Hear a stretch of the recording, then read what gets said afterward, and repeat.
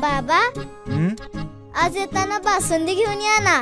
अगं, कालच आपण आईचा वाढदिवस होता म्हणून आणली होती ना. ऐकलं, गोकुळची बासुंदी पुन्हा खावीशी वाटतेय. खरं सांगू, मलाही खावीशी वाटतेय. पुन्हा पुन्हा खावीशी वाटणारी गोकुळ बासुंदी. मी महायुती सरकारचं मनापासून कौतुक करतो, आभार मानतो. अनेक वर्षांपासूनची ही मागणी आहे. 2013 नंतर कोकणाला एवढा मोठा निधी आंबा आणि काजू शेतकऱ्यांना मिळाला. आमची मागणी तीच होती की कोकणातला शेतकरी कधीच काय मागत नाही आणि त्यातल्या त्यात आंबा आणि काजू शेतकरी काहीच मागत नाही. त्यांच्या मागणीला आवाज नव्हता आणि म्हणून जे काय मी सभागृहामध्ये मांडू शकलो ते मी त्यांची बाजू घेतली आणि सरकारचं मनाचं मोठेपण की सरकारने पण तात्काळ लगेच त्याला मान्यता दिली. ही जी रक्कम आली आहे ह्याच्यानंतर विम्याची रक्कम येणार आहे. स्वतः कृषी मंत्री आणि मी भेटलो माझं भाषण झाल्यानंतर आणि त्या भाषणानंतर त्यांनी मला आश्वासन दिलेलं आहे की विम्याची रक्कम येईल आणि त्यानंतर अजून जे काही सरकारला मदत करायची आहे, कारण का नुकसान मोठं झालं आहे. अनेक वर्षांपासून कोकण काही मागत नाही, आंबा काजू बागायतदार काही मागत नाही, तर अजून मदत किती आम्ही करू शकतो ती ॲडेड रक्कम पण आम्ही नंतर ह्या रकमेला जोडणार आहे. तर उद्या पुरवणी मागण्यांचा दिवस आहे आणि कृषी हा विषय पुरवणी मागण्याचा एक विभाग आहे. तर उद्या माझ्या भाषणामध्ये मी परत सरकारला विचारणार आहे की नेमके ते पैसे कधी येतील आणि विम्याची रक्कम कधी येईल. पण मी सरकारचा मनापासून आभार मानतो की सरकारने एका आमदाराची दखल घेतली आणि लगेच 12 तासाच्या आत निकाल दिला आणि कोकणाला न्याय दिला. त्याबद्दल मी सरकारचे मनापासून आभार मानतो. महाविकास आघाडी टिकावी असं वाटत असेल तर सगळ्यांनी जबाबदारी असेल, स्थानिक पातळीवर समन्वय असला पाहिजे असं उद्धव ठाकरे म्हणतात. आता उशीर झाला ना साहेब, आता उशीर झाला. समन्वय कधी ठेवायचा असतो, कधी कोणाला भेटायचं असतं, किती भेटायचं असतं. जर तुम्ही भेटलातच नाही आणि समन्वयच ठेवला नाही तर समन्वय ठेवायची गरज पडते.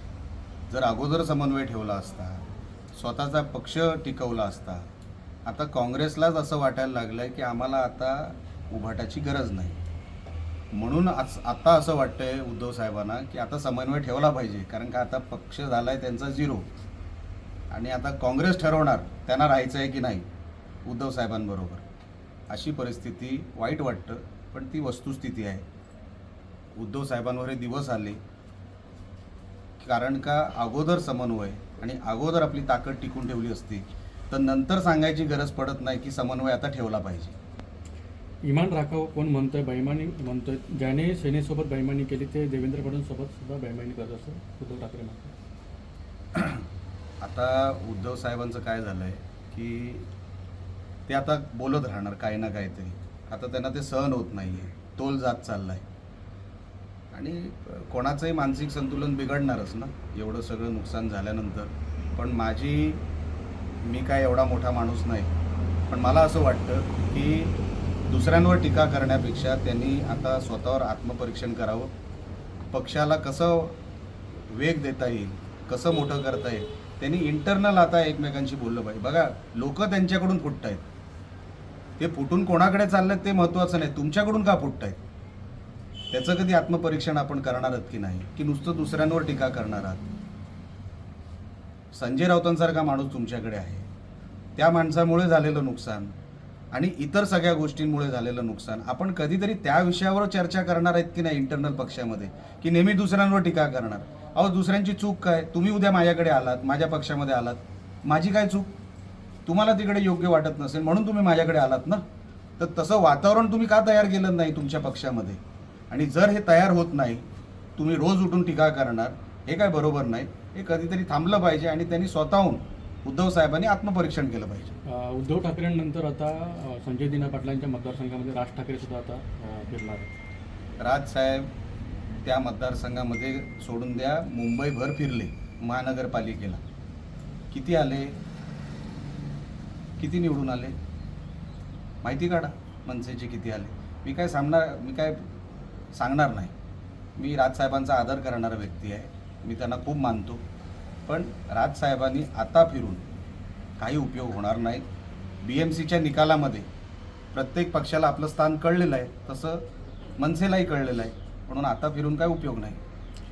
आईची शपथ घेऊन गद्दारी केली अशा शब्दात उद्धव ठाकरेंनी फुटीर खासदारांवरती टीका केली आहे. भर सभेत त्यांचा ऑडिओ क्लिप देखील दाखवली होती. मी तेच म्हणतो, तुम्हाला का सोडून गेले ह्याचं आत्मपरीक्षण आपण करा साहेब.